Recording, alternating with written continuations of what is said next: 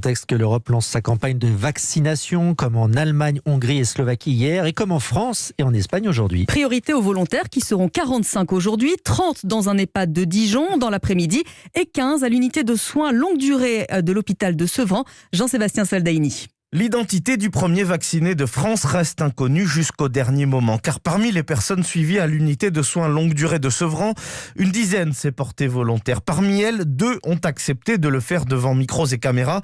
Mais au-delà du symbole, l'acte n'est évidemment pas anodin. Toutes ces personnes ont suivi un parcours bien balisé, et cela afin de recueillir leur consentement. Elles l'ont formulé devant leur médecin traitant, soit par elles-mêmes si elles en étaient capables, soit par le biais d'un tuteur ou d'une personne de confiance. Ce rendez-vous permettait aussi de déceler d'éventuelles contre-indications. 15 doses ont été envoyées sur place.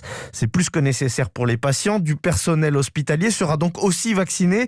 Au moins un médecin qui rentre dans le cadre fixé par la Haute Autorité de Santé. Il a plus de 65 ans et est donc éligible.